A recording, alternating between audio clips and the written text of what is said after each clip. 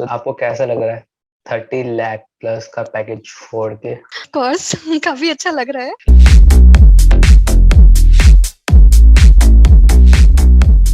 Hey guys, welcome back to my channel. I am Raghav Arya and with me today I have Shruti Gupta to talk about how she cracked Amazon and she's got selected in Amazon as a software developer engineer SDE role, and in this video we will covering about how she cracked Amazon. And if you are a college student, then this video is for you guys because you don't have to face any difficulties. So hit the like button and subscribe to my channel. Hey guys, welcome back to my channel. तो आज की video हम जानेंगे श्रुति दीदी से कि मतलब उनका वर्क एक्सपीरियंस, उन्होंने कैसे अमेज़न क्रैक किया, इंटरव्यू प्रोसेस, तो काफी सारी चीजें जानने वाले हैं इस वीडियो में। तो चलते हैं श्रुति दीदी के पास। तो हेलो दी, how are you doing? Hi Raghav, I'm doing good, thank you. How are you doing?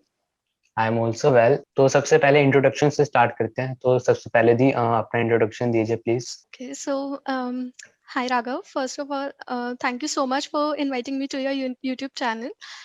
It's a great pleasure indeed, and I must say the amount of hard work you're putting it in in your videos, it's really appreciable. So yeah, hi guys, thank you. I'm Shruti, and I have just graduated from GTBIT Delhi, and I have recently joined Amazon at Hyderabad campus. So yeah, throughout the course of the video, we'll be talking about my interview process, my preparation strategies, and what all I did in my college, which helped me to get into the Amazon. तो दी सबसे पहले आपकी journey क्या रही, अपने first year से fourth year तक Amazon तक, तो आपकी जर्नी पूरी शेयर कीजिए एक बार। Okay, Raghav. So starting from my first year, in my first year, I was doing more of the course curriculum only, the core subjects and everything, and I haven't started coding yet. So after that, when I entered in my second year, I joined several societies and was engaged in that only.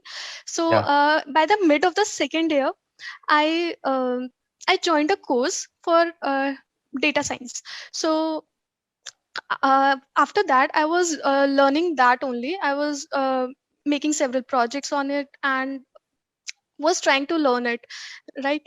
And after that, yeah, after that, when my just third year started, I started learning data structures, and before that I was not doing anything of this sort.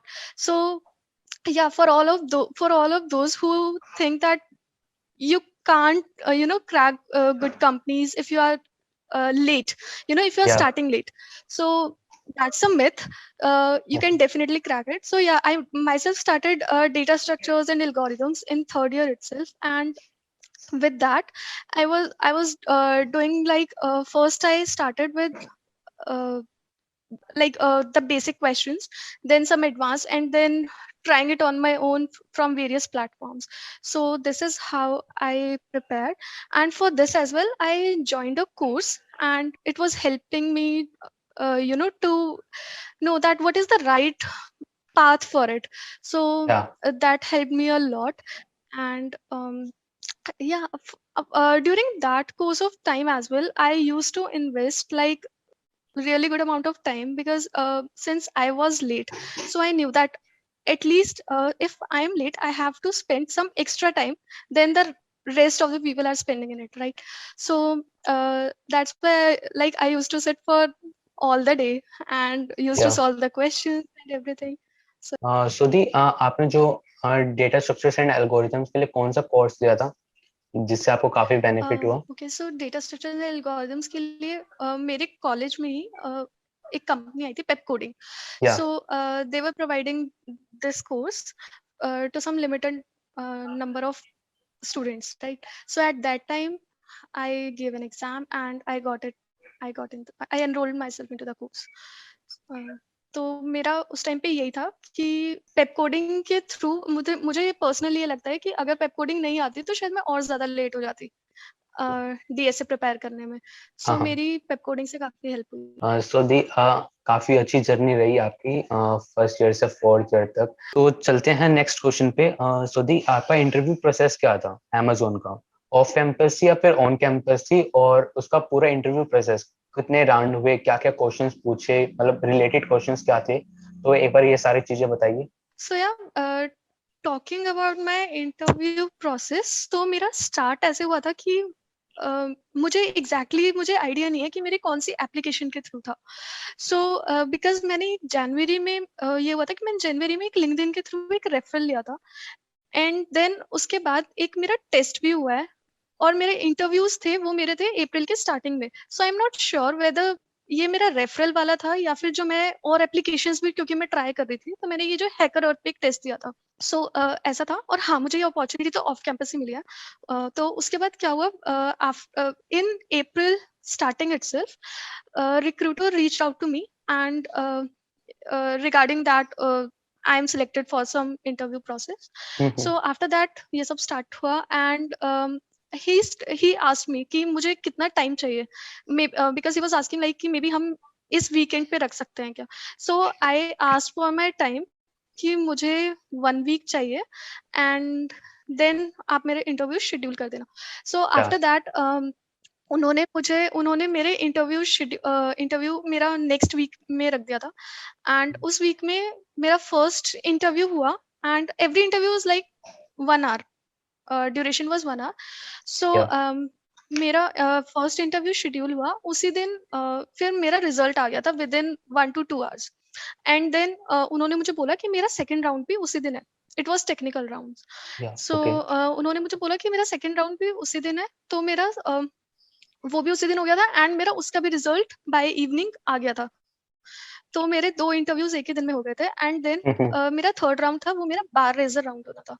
So bar raiser round is usually taken by some person who has an experience of around 10 years in the industry. So उन्होंने बोला कि उसके लिए हमें थोड़ा time लगेगा, क्योंकि हमें देखना होता है कि whether that person is available or not. So उन्होंने मुझे बोला कि मे बी 1 वीक भी लग सकता है, 2 वीक्स भी लग सकते हैं। सो मुझे अराउंड 10 days लगे थे, एंड देन मेरा थर्ड बार रेजर राउंड था, एंड उसमें या अगेन 1 hour लॉन्ग, एंड यही था। फिर उसके भी जो मेरा रिजल्ट आया था वो मेरा अराउंड 2 hours के बाद recruiter called me, and he inform me that okay you have cleared the round and he'll send me the offer letter. So this was the whole process. And what are the questions, like technical round and HR round? Look, मेरा कोई HR round नहीं था, मेरे तीनों technical round थे। जो third बार raiser round था वो भी टेक्निकल राउंड ही था। वैसे लाइक मेरा फर्स्ट राउंड था, उसमें 2 क्वेश्चंस पूछे थे। The first one was regarding array, binary search, more of binary search, and the other question was related to trees.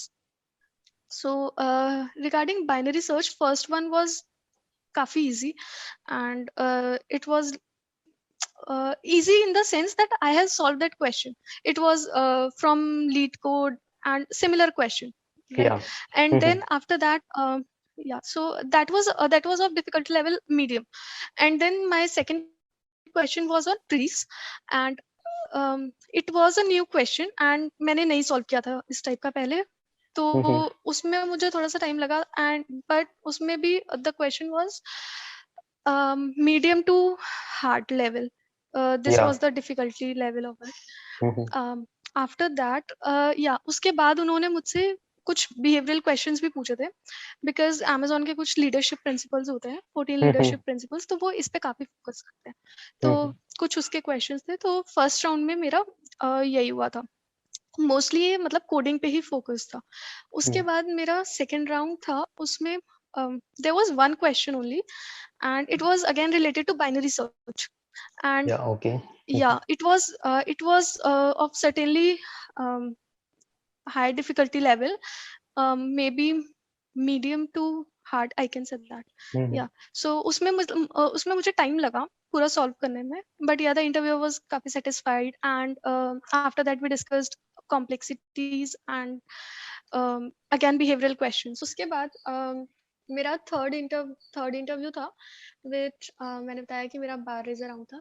तो उसमें क्या था, उसमें मुझसे उसमें वो मेजरली फोकस था कि उनके वो जो लीडरशिप प्रिंसिपल्स थे, एक तो उसके ऊपर, और हाँ, मतलब कोडिंग क्वेश्चन पूछा था, तो मुझे उस टाइम पे about 20 to 25 minutes I guess मेरे बिहेवियरल क्वेश्चंस पे और मेरे प्रोजेक्ट्स पे उस पे इन्वेस्ट किए थे उन्होंने।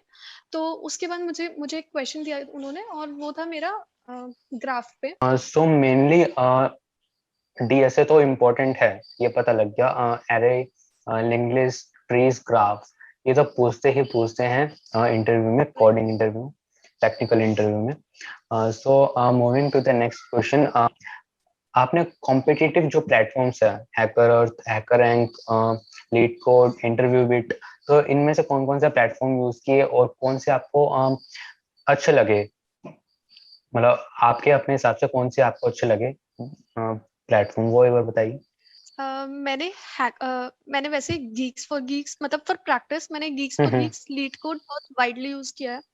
उसके बाद मतलब वो मुझे काफी ज्यादा सही लगते हैं, क्योंकि उसमें एक तो क्वेश्चंस भी हमारे, मतलब अगर हमारे कुछ इंटरव्यूज वगैरह हैं, तो वो कंपनी स्पेसिफिक हमें वो आइडिया मिल जाता है कि हमें किस टाइप के क्वेश्चंस प्रिपेयर करने हैं, राइट। तो उसके लिए मुझे ये प्लेटफॉर्म अच्छे लगते हैं। बाकी फॉर प्रैक्टिस मैंने हैकर रैंक और हैकर अर्थ दोनों ये भी यूज किए हुए हैं। एंड मुझे हैकर अर्थ काफी अच्छा लगता है इस चीज में, क्योंकि मैं वहां पे प्रैक्टिस करती थी कि लाइक डिफरेंट डिफरेंट कंपनीज के जो टेस्ट वगैरह होते हैं, तो मतलब उन्हीं को ही देख के मैं ट्राई कर लेती थी। जो मैं बता रही हूँ कि मैंने अभी मार्च में जो मैंने एक टेस्ट दिया था, वो भी मेरा काइंड ऑफ वैसे प्रैक्टिस टेस्ट ही था उस टाइम पे।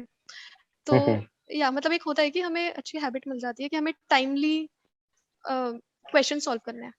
एंड सुधी, अमेज़न का कल्चर कैसा है, एक बार वो भी बताइए। मुझे काफी अच्छी चीज लगी कि लोग काफी ज्यादा हेल्पफुल हैं, बिकॉज अभी मैं यहाँ पे बिल्कुल न्यू हूँ। तो मतलब मेरे कुछ फ्रेंड्स अभी यहाँ पे जो बने हैं, तो दे अंडरस्टैंड कि अभी मुझे उतना काम अभी नहीं समझ में आएगा, या मुझे भी टाइम लगेगा। सो दे आर लाइक, वो मुझे आगे से बोलते हैं कि श्रुति कहीं पे भी स्टक हो तो मुझे बताना, I will help you out, या फिर कुछ भी पूछना हो या फिर कुछ भी हो तो मुझे डेफिनेटली बताना। सो इट्स लाइक कि मुझे ये चीज काफी ज्यादा अच्छी लग रही है अभी यहाँ पे। मतलब everyone in the team, they all understand कि it's a new hire and थोड़ा सा टाइम लगेगा अभी सेटल डाउन होने में। सो या it's a really good thing. And या और भी है चीजें लाइक टीम वर्क काफी अच्छा है यहाँ पे, जो जिस तरह से वर्क प्रोसेस हो रहा है वो चीज भी मुझे काफी अच्छी लग रही है। तो वर्क कल्चर काफी अच्छा है अमेज़न का। या मुझे अभी तक तो मतलब मुझे काफी अच्छा लग रहा है। दी बेटर रिज्यूमे के लिए आपकी क्या टिप्स हैं, मतलब क्योंकि शॉर्टलिस्ट होना भी रिज्यूमे काफी होता है कि मतलब शॉर्टलिस्ट ही नहीं होता काफी कंपनी में, और रिजेक्शंस बच्चों को इतने होते हैं कि मतलब पूछो मत, रिजेक्शन तो इतने मिलते हैं कि कोई कंपनी तो रिजेक्ट भी नहीं करती ना आपको जवाब देती है। तो एक बेटर रिज्यूमे के लिए आपके क्या टिप्स हैं? या बेटर रिज्यूमे के लिए सबसे पहले यही है कि आप अपना एक फॉर्मेट देखो कि आप रिज्यूमे के लिए मतलब किस तरह से आप उसको प्रेजेंट करना चाहते हो। उसके बाद यही है कि ट्राई करो एक पेज का ही हो, मैक्स 2 पेजेस। ऐसा नहीं कि आपको उसमें अपनी पूरी लाइफ हिस्ट्री लिखनी है, राइट। तो जो कुछ चीजें लगेंगी आपको कि ये भी मेंशन करना है, ये भी अच्छा है मेरे बारे में, ये भी अच्छा है, बट उसमें भी बहुत चीजें होंगी जो शायद वर्थ इट नहीं है, जो यूजफुल नहीं है उनके लिए। तो कंटेंट देखो कि जो बहुत रिक्वायर्ड है, जो आगे उनके लिए भी यूजफुल है, वो हमें मेंशन करना है। उसके बाद मैंने इस चीज में काफी टाइम इन्वेस्ट किया है। मतलब मैं काफी लोगों के रिज्यूमेस वगैरह देखती थी जब मेरा 4th ईयर जस्ट स्टार्ट हुआ था। तो तब मैं ये कर रही थी कि लाइक मेरे कॉलेज के एक सीनियर है, उनका अमेज़न में हुआ था, तो मेरे पास उनका रिज्यूमे था, एंड ऐसे एक दो लोग और हैं, तो मैंने उनके रिज्यूमेस लिए हुए थे। एंड उसमें मैं उन सबको देख के मैं कोशिश कर रही थी कि किस तरह का फॉर्मेट होना चाहिए और ये सब। तो थोड़ा टाइम इन्वेस्ट करो कि तुम्हें किस टाइप का प्रेजेंट करना है। तो उसके बाद उसमें आपको क्या क्या मेंशन करना है, आपके जो कुछ प्रोजेक्ट्स मेंशन करो। वो प्रोजेक्ट्स जो ऐसा नहीं कि जो आपके बिल्कुल बेसिक्स हैं, हाँ, कुछ उस फील्ड से रिलेटेड है, लेकिन ऐसा ना हो ना कि वो आपके बिल्कुल बेसिक प्रोजेक्ट्स हैं, तो वो हेल्प नहीं करेंगे। कुछ मतलब जो आप प्रैक्टिस के लिए बना रहे हो उन्हें मत डालो। जो प्रैक्टिस के बाद जो आप कुछ अच्छा मतलब कर रहे हो तो वो हम्म मेंशन करो उसके अंदर, वो आपको डेफिनेटली हेल्प करेंगे। उसके बाद आप जो इंटर्नशिप्स कर रहे हो, अगर आपने इंटर्नशिप नहीं भी किया है तो कोई बात नहीं, हम्म आपने कुछ कोर्स वगैरह किया हुआ है तो वो डालो। उसके बाद अगर आपने कुछ हैकेथॉन्स वगैरह में पार्टिसिपेट किया है, आपने वहाँ पे कुछ अच्छे प्रोजेक्ट्स बनाए हैं, वहाँ पे आपकी कोई रैंक वगैरह आई है, वो सब मेंशन करो, ये आपको काफी हेल्प करेगा। आपकी जो मेजर स्किल्स हैं कि आपने क्या क्या सीखा हुआ है, लाइक वेब हम्म डेवलपमेंट वगैरह, आपने जो भी सीखा हुआ है, या फिर जो आपकी स्ट्रॉन्ग पॉइंट्स हैं, आपकी क्या आप लैंग्वेज वगैरह प्रेफर कर रहे हो, आप वो ऐड कर सकते हैं। ये चीजें मैंने ऐड की थी। और आपकी कोई वैसे भी अचीवमेंट्स हैं, लाइक मैंने डाला हुआ था कि अगर जैसे मैंने अमेजोन का बोला कि ये बिहेवियरल प्रिंसिपल्स पे वर्क करती है, तो अगर आपका कुछ इस रिस्पेक्ट में भी है तो आप डेफिनेटली उसको करो, क्योंकि वो ये चीजें देखेंगे ना कि आपको सिर्फ टेक्निकल नॉलेज नहीं है, वैसे भी या आप कंपनी के लिए फिट हो। ऐसा नहीं होगा कि आप एक बारी में रेज्यूमे बनाने बैठ रहे हो और वो आपका फाइनल रेज्यूमे है। थोड़ा सा हाँ टाइम इन्वेस्ट करना होगा। मैंने हम्म पर्सनली रेज्यूमे पे अपने 4th ईयर के स्टार्टिंग में काफी ज्यादा टाइम इन्वेस्ट किया है। एंड इट्स लाइक कि I used to look up for people who are at you know at good companies. So yeah मैंने उनके रिज्यूमे उनसे लिए थे, एंड हम्म मैं ट्राई मतलब उनसे मुझे एक आइडिया मिला कि ओके हमें कुछ इस तरह से प्रेजेंट करना है। हाँ तो फर्स्ट यही है कि अपना रिज्यूमे अपडेटेड रखो। आप किसी हम्म भी रिज्यूम आप कहीं भी अप्लाई कर रहे हो तो ऐसा नहीं है कि वो आप बहुत पहले का कर रहे हो और वो आपने अपडेट ही नहीं किया हुआ, आपकी जो कुछ आपने नया किया है उससे या हम्म कुछ स्किल्स, तो उसको अपडेटेड रखो। सेकंड, रोल स्पेसिफाइड होना चाहिए कि अगर आप किस प्रोफाइल के लिए अप्लाई कर रहे हो तो उसके लिए आप अपने 2 या 3 रेज्यूमेस रखो कि ठीक है, अगर मुझे इस प्रोफाइल के लिए अप्लाई करना है तो ये। और अगर आप जिस कंपनी के लिए अप्लाई कर रहे हो तो एक बार उसके डिस्क्रिप्शन पढ़ो कि या what exactly do they want, right. तो हम्म उसके अकॉर्डिंग अपडेट करो अपना रेज्यूमे एंड देन अप्लाई करो, तो उससे चांसेस बढ़ेंगे कि आपका रेज्यूमे शॉर्टलिस्ट होगा। सो ऐसा नहीं होना चाहिए कि बस एक रेज्यूमे बना के रखो और हर जगह अप्लाई कर रहे हैं, तो हम्म उसमें कुछ फायदा नहीं होगा। ये काफी मिस्टेक्स होती है, मतलब कई बच्चे करते हैं इसको मिस्टेक्स को। तो सबसे हाँ, पहले तो हमने जो या राइट। हम एक्सपीरियंस हमारा बढ़ता जा रहा है 4th ईयर तक, तो उसको हम जो रिज्यूमे में डाल, तो उसको अपडेट करते रहना है हमने। जो बेसिकली हम अपने रिज्यूमे में एक भी वर्ड लिख रहे हैं तो हमें उसका अच्छी तरीके से मतलब पता होना चाहिए, ताकि हम उस इंटरव्यूअर को डेफिनेटली।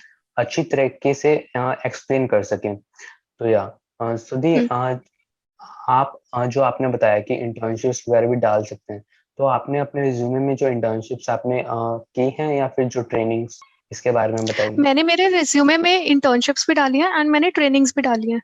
जो हम्म लाइक मैंने बताया कि मैंने दो दो जगह से ट्रेनिंग लिया है। First one was for data science from Coding Blocks, तो मैंने एक वो भी डाला है। And second one was DSA course which was from PepCoding itself. So मैंने ये या दोनों ट्रेनिंग्स डाली है, एंड जो मैंने इंटर्नशिप्स की हुई है 2 इंटर्नशिप्स वो भी ऐड की थी। सुधी, आपकी डिफिकल्टीज amazon तक, डिफिकल्टीज क्या थी, चैलेंजेस क्या थे, क्या क्या मतलब कहते हैं ना कि मतलब फ्रेंड्स भी, कोई फ्रेंड्स मतलब अभी प्लेस नहीं हो रहा, इंटर्नशिप नहीं कर रहा या कुछ कर रहे हैं, तो उनको देख के क्या होता है, कोई डिफिकल्टीज चैलेंजेस कुछ ऐसा हो तो बताइए जी। या डिफिकल्टीज यार, फर्स्ट तो मेरे साथ मतलब अगर सिर्फ अमेजोन तक की जर्नी की अगर बात है तो मेरी फर्स्ट ये थी कि मैंने काफी लेट स्टार्ट किया था। हम्म तो मुझे ये पता था कि मतलब, और एक सेकंड कि मैंने बहुत ज्यादा इंटर्नशिप्स वगैरह मतलब ऐसे नहीं की थी कि प्रॉपर किसी बहुत किसी प्रोडक्ट बेस्ड कंपनी में कोई बहुत अच्छे से इंटर्नशिप की हो, तो ऐसा नहीं था। तो एक ये वाला मेरे साथ ड्रॉबैक था। सेकंड जो मैं बता रही थी, हाँ, कि मैंने लेट स्टार्ट किया था तो उसका मेरे पास एक लॉस था कहीं ना कहीं कि मुझे पता था कि अगर इस टाइम पे कुछ कंपनीज आती हैं with in hmm next 6 to 7 months, तो उनके लिए मैं अप्लाई करूंगी या नहीं करूंगी, वो मुझे पता था कि शायद मैं अभी अम, उतनी मेरी तैयारी नहीं है कि मैं उनको क्रैक कर लूंगी, राइट। सो एक हम्म उस टाइम पे था, एंड उस टाइम पे काफी मेरे फ्रेंड्स वगैरह भी थे जिनका हुआ, जिनकी प्लेसमेंट्स वगैरह हो रही थी, एंड आई वाज लाइक कि यार अभी तो मेरी प्रिपरेशन ही नहीं है, सो मेरा कुछ नहीं हो रहा था, तो एक वो डिमोटिवेशन आती है। Hmm but at the same time हमें उसको ही मेन ओवरकम करना है, तो एक या वो पॉइंट है। इस चीज के लिए सोचती थी कि मुझे डिमोटिवेट तो नहीं होना है, तो ये मेरा एक मेन पॉइंट रहता था। उसके बाद नेक्स्ट डिफिकल्टी एक ये थी कि मुझे बहुत ज्यादा एक्सपोजर नहीं था कि हमें एग्जैक्टली करना क्या है, तो मेरे पास एक वो पाथ नहीं था, तो गाइडेंस। गाइडेंस, या करेक्ट। या सो मेरे पास एक वो गाइडेंस नहीं थी कि एग्जैक्टली मुझे करना क्या है जिसके लिए मैं किसी अच्छी कंपनी में प्लेस हो सकती हूँ। सो उसके लिए मतलब मैं कर रही थी कुछ चीजें, लेकिन जब तक मैं थर्ड ईयर में आई तब मुझे इतना समझ आ गया कि जो मैं कर रही हूँ वो एग्जैक्ट पाथ तो नहीं था। सो एक ये चीज थी कि मुझे फिर थर्ड ईयर में आके प्रॉपर गाइडेंस मिली है।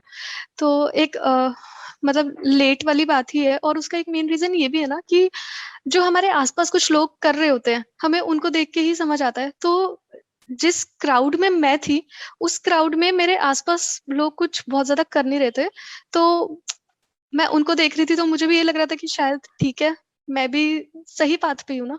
वही मतलब मैं वही बोल रही हूँ ना, जो हमारा एक क्राउड था तो उसमें ये हो गया ना कि हम एक दूसरे को देख रहे हैं, अरे कोई कुछ नहीं कर रहा है, ठीक है हम बढ़िया ही कर रहे हैं कुछ ना कुछ। तो बस एक वही वाला सीन था। और दी रिसोर्सेज क्या थे आज जो आपने जो कोर्सेज किए, या मतलब कुछ भी, मतलब जो बच्चों को, कोई बच्चा स्टार्ट करता है तो उसको रिसोर्सेज ढूंढने में कि ये ठीक है ये ठीक नहीं है। लाइक आपने वेब कोडिंग भी किया, जो डाटा साइंस का कोडिंग ब्लॉक्स वगैरह से भी किया, तो आपको वो ये लगता होगा कि मतलब ये सही है या नहीं है। तो क्योंकि अभी भी मेरे से मतलब काफी जूनियर्स कुछ पूछते हैं कि भैया मैं ये वेब कोडिंग लूँ या ना लूँ, तो इस टाइप का आप में भी था, तो मतलब आपने उसको कैसे मतलब ओवरकम किया और राइट पाथ चूज किया? यार राइट, सो यार ऐसा नहीं है that we have to go for a certain course by paying some amount of money. So वो तो बिल्कुल भी जरूरी नहीं है। There are so many resources out there like on YouTube और a number of platforms, right, जहाँ पे आपको काफी आपको फ्री में भी रिसोर्सेज मिल रहे हैं फर्स्ट ऑफ ऑल यूट्यूब से। या सेकंड, कुछ और भी वेबसाइट्स हैं जहाँ से आप बहुत मिनिमल प्राइसेस पे आप अच्छे कोर्सेज आपको मिल जाएंगे, लाइक कोर्सेरा है एंड यूडेमी ओडासिटी। के कोर्सेज हैं। या या तो इस टाइप के काफी सारे हमारे कोर्स हमारे हमारे पास कोर्सेज अवेलेबल है, राइट। या सो जो मेरा मेन पॉइंट था कि मैंने कोर्स लिया था, वो मेन रीजन यही था कि मैं लेट थी, मुझे ये चीज पता थी, एंड इस टाइम पे मैं उस चीज में टाइम अपना वेस्ट नहीं करना चाहती थी कि मैं सिर्फ अभी समझ ही रही हूँ कि मुझे पढ़ना क्या है। तो एटलीस्ट मेरे पास एक वो पाथ था कि मुझे ये पता था कि ठीक है मुझे इस टाइप की चीजें करनी है। सो एक कोर्स लेने का ये बेनिफिट था। एंड हाँ, प्रॉपरली अगर पेप कोडिंग का रिव्यू, तो टीचर्स आर अमेजिंग, कोर्स या कंटेंट इज सुपर अमेजिंग। सो अगर आपको वहां से डीएसए का कोर्स करना है तो डेफिनेटली कीजिए, क्योंकि बहुत ज्यादा अच्छा कराते हैं। उनका मेन कॉन्सेप्ट यही होता है कि हमारे पास कभी कभी ये भी हुआ है कि हमारी पूरी एक क्लास में एक या दो क्वेश्चंस हुए हैं, बट क्योंकि उनकी जो मेन इंटेंशन होता है उनका यही होता है कि हमें समझ में आएगा, राइट, या एंड वो उसके पीछे की पूरी मैथ समझाने की कोशिश करते हैं। सो कंटेंट, टीचर्स वगैरह सब कुछ बहुत अमेजिंग है अगर यहाँ का बोले। उसके बाद या अबाउट कोडिंग ब्लॉक्स, सो वहां से मैंने कोडिंग ब्लॉक्स नोएडा से मैंने ये data master science. Data science master course, या डेटा साइंस या मास्टर कोर्स है, सो मैंने वो लिया था। एंड या ऑफ कोर्स अगेन उनका पढ़ाने का जो स्टाइल है वो काफी एंगेजिंग था। एंड सिंस मैं इसमें काफी न्यू थी तो मेरे लिए मतलब मैं समझती हूँ कि अगर मुझे वो चीजें काफी अच्छे से समझ आ रही थी, तो जिनको जो बिल्कुल थोड़ा बहुत एक्सपीरियंस है या जिन्होंने कुछ डीएसए वगैरह किया हुआ है तो मे बी उनको और बेटर अंडरस्टैंडिंग होगी। तो या वो भी काफी अमेजिंग है। तो इन दोनों के ही मुझे दोनों कोर्सेज काफी अच्छे लगे थे। लास्ट क्वेश्चन, आप जो ये वीडियो देख रहे हैं, तो उनको आप एडवाइस कर देना चाहेंगे कि मतलब कि वो भी इस तरह एक टियर 3 कॉलेज से बड़ी company, product based companies, MNCs companies, वो भी क्रैक कर सकें, अफोर्ड सकें, तो आपको भी अच्छा फील हो रहा होगा 30 लाख प्लस पैकेज फोड़ के? यार डेफिनेटली अच्छा फील हो रहा है, बट ऐसा नहीं है कि अगर आप टियर 3 कॉलेज से हैं तो आप कंपनीज वगैरह नहीं फोड़ सकते हैं। मुझे ऐसा लगता है ये माइंडसेट है, मतलब एक जो हमने एक फिक्स कर लिया है कि कॉलेज से ही सब कुछ होता है। कॉलेज से मेन ये होता है कि आपको एक अपॉर्चुनिटीज कम होती हैं शायद। अपॉर्चुनिटीज, यार मुझे ऐसा लगता है हमारे कॉलेज में आई है, ऐसा नहीं है। हमें फिर भी अपॉर्चुनिटीज मिली है, बट जो एक मेन रीजन होता है वो एक ये होता है कि आपको एक एनवायरनमेंट मिल जाता है कि अगर आप देख रहे हो कि आपके सीनियर्स कुछ कर रहे हैं तो उसका बहुत ज्यादा इम्पैक्ट है कि आप कुछ एम कर सकते हो। तो इसके अलावा मुझे नहीं लगता कि सच में कॉलेजेस का कुछ है। हाँ ठीक है, थोड़ी बहुत अपॉर्चुनिटीज भी हम डेफिनेटली बोल सकते हैं, बट ऑफ कैंपस ट्राई करो, ऐसा कुछ नहीं है। तो मेन यही है कि अगर आप टियर 3 कॉलेज से हो तो वो चीज आपके माइंडसेट में होनी चाहिए कि आप क्या एम कर रहे हो। अगर आप एम कर रहे हो कि आपको कोई एक अच्छी प्रोडक्ट बेस्ड कंपनी निकालनी है या फिर कुछ भी कोई और एग्जाम क्रैक करना है, तो उसमें आपका कॉलेज रोल प्ले नहीं कर रहा है एज सच। पहले आप अपने एंड से तैयारी करो, उसके बाद आप कॉलेज को ब्लेम करो, राइट, कि आप हमें अपॉर्चुनिटीज नहीं दे रहे हो। सबसे पहले खुद पे काम करना, हम इतने कैपेबल, हाँ हम इतने कैपेबल, राइट, अपनी स्किल्स इंप्रूव करो। सो एक वो है। एंड इतना ही है कि rather than blaming कि आप किसी टियर 3 कॉलेज वगैरह से हो, पहले खुद पे वर्क करना है। या बट एक ऐसे भी मैंने काफी जगह लिंक्डइन पे भी देखा है और मतलब कुछ ऐसे मतलब सीन्स भी देखे हैं, लाइक टियर जो 1 कॉलेज होते हैं उनको अपॉर्चुनिटीज ज्यादा होती है, मतलब हर कंपनी आ रही है, 50-100 कंपनी आ रही है। बट एक जो टियर 3 कॉलेज में होता है वहाँ पे ज्यादा कंपनीज नहीं आती। वहाँ जो बच्चा खुद अपने ऊपर काम करता है, अपने स्किल्स पे काम करता है, वही जाके मतलब आगे जाके वो फोड़ पाएगा वो कंपनीज। बट तो जो नहीं कर रहा काम, तो बेसिकली हमने उस पे भी देखना है कि क्या कमी रह गई, कि क्या तो कॉलेज पे या तो कॉलेज अपॉर्चुनिटीज नहीं दे रहा, या फिर हमारा कुछ अपना काम ऐसा है कि हमारे स्किल्स इंप्रूव नहीं हो रही बेसिकली। तो यार देखो, इस पे मैं एक आंसर करती हूँ। अगर हम किसी टियर 3 कॉलेज में हैं तो फर्स्ट ऑफ ऑल उसके लिए भी तो हम ही रिस्पॉन्सिबल है। शायद हमने अगर पहले ज्यादा अच्छे से वर्क कर लिया होता तो हम अभी टियर 3 कॉलेज में नहीं होते। सो ये वाला पॉइंट तो हटा ही देते हैं।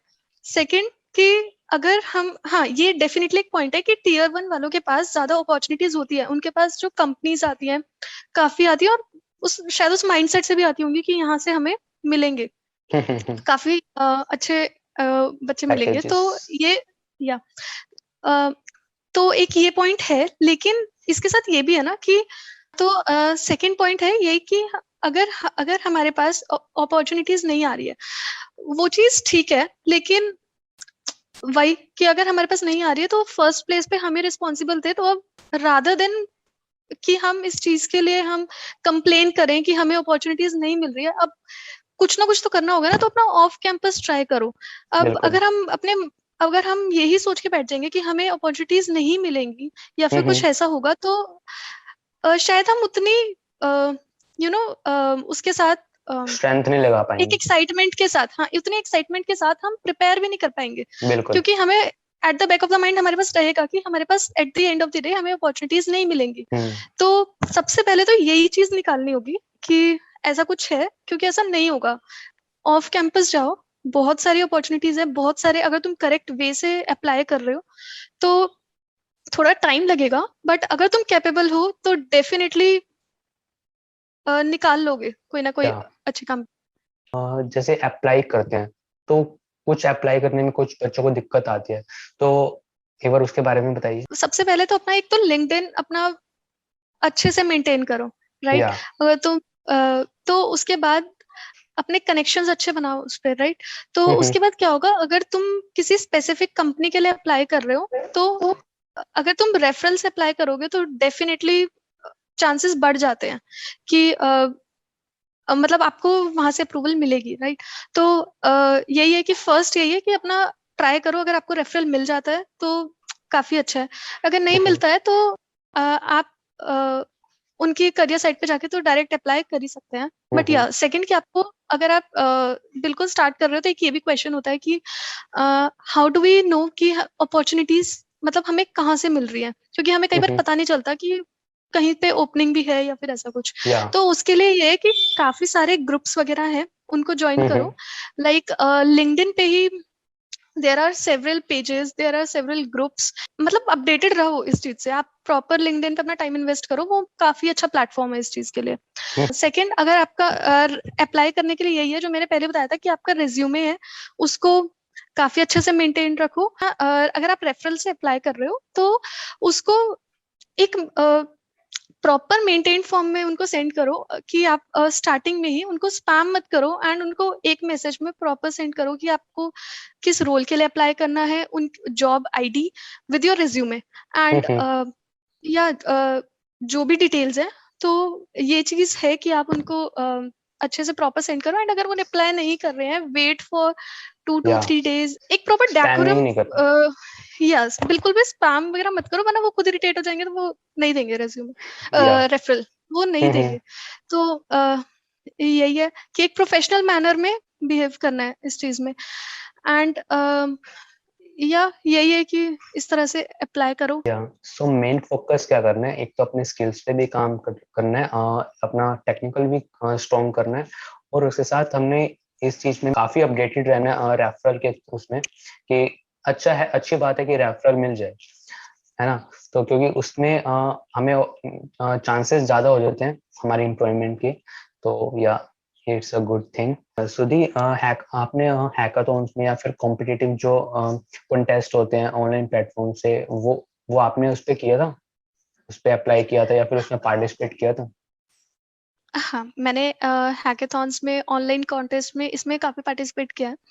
हैकाथॉन्स में इट वाज लाइक कि बिल्कुल starting of the college years मैंने नहीं किया है, बट उसके बाद इन सेकंड थर्ड ईयर या मैंने उसमें काफी एक्टिवली पार्टिसिपेट किया। एंड उसके बाद ऑनलाइन कॉन्टेस्ट, वो जब मैं डीएसए के लिए प्रिपेयर कर रही थी, तब मैंने स्पेसिफिकली उस पर काफी फोकस रखा, बिकॉज इनिशियली जब कुछ कंपनीज वगैरह आई थी, तब मैंने ये नोटिस किया था कि मुझे क्वेश्चंस आते थे, लेकिन मैं उनको एक प्रॉपर टाइम में कंप्लीट नहीं कर पाती थी। सो ये मुझे पता था कि मुझे अपने फिर उस टाइमिंग वाली चीज पे वर्क करना था, तो उसके लिए मैंने कॉन्टेस्ट वगैरह देने शुरू किए। तो उसके बाद काफी प्रैक्टिस के बाद एक ये हो जाता है कि आपको एक पता होता है कि आपको इस टाइम में कंप्लीट करना है, तो वो एक प्रैक्टिस हो जाती है, एंड वो हेल्प करती है। Thank you the for joining me, it was a great session. काफी बच्चों को हेल्प मिलेगी इससे, स्पेशली मुझे भी काफी अच्छी टिप्स मिली हैं। सो या, thank you so much, Raghav, for again calling me here, and it was indeed a great session. And yeah, trust me, I just love your content, and yeah, everyone out there who is watching this, please follow him. Everyone who is watching this, please subscribe to his channel and like this video. And yeah, if you have any further questions, you can comment here. नीचे description में link है LinkedIn का, Instagram का, दीदी का और मेरा। तो किसी को भी कोई भी क्वेरी हो, कुछ भी पूछना हो, तो वो हमसे डायरेक्टली कांटेक्ट कर सकता है थ्रू इंस्टाग्राम और लिंक्डइन। या